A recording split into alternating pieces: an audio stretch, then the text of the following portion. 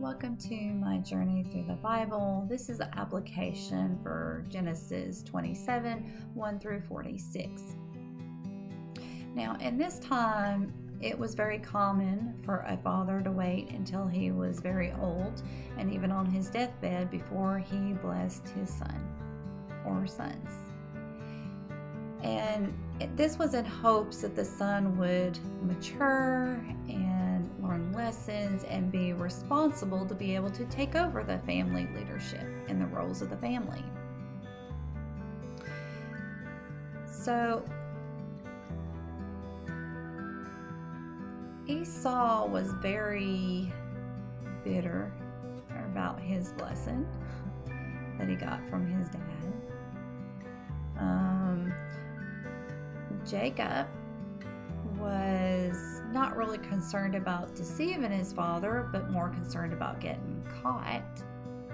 Rebekah had already had God tell him that Jacob would be the leader of their family. He would rule over his older brother Esau. But Rebekah took things into her own hand.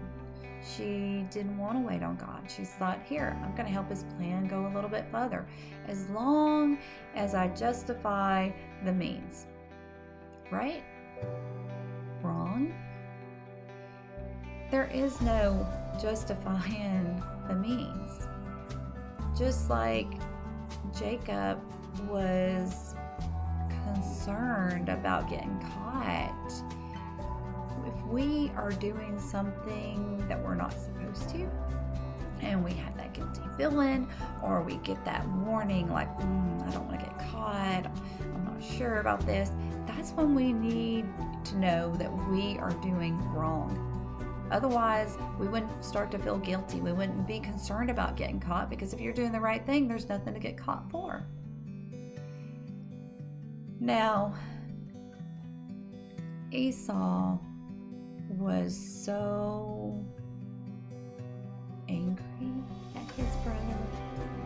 He was ready to kill Jacob.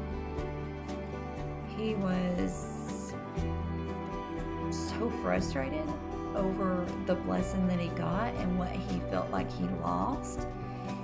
And Esau didn't even take the time to see what part he played in this. He no longer had the birthright because he traded it off for a bowl of porridge.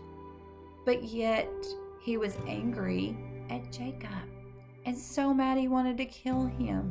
When we get so angry that we're ready to take action to hurt somebody, we need to take a step back.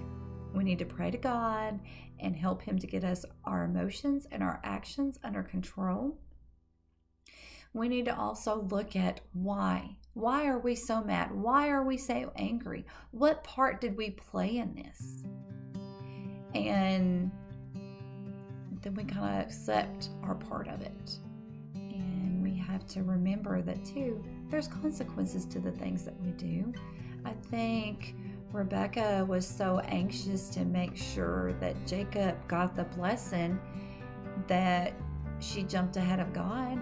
And she didn't think about consequences, but the consequences was that now her oldest son wanted to kill her youngest son, and now she would have to send her youngest son that she loved over to her brother's house, and she would never see him again. So because of the deceit and the anger, this family was torn apart. And I wonder if Rebekah would have just let things play out the way that God wanted them to be. She would have waited on God's timing. If it would have been a very different picture. Because even the worst situations, God can turn it out to be good. Because God says He works all things out for those who love Him. So there's lots of lessons to be learned here. We can keep our attitudes and our minds in check when we become angry. Be sure not to be deceitful in your actions and the ways that you do. And do not jump ahead of God to make His plan come about in your way and in your time. We have to wait for Him. May God be with you in everything and in every way.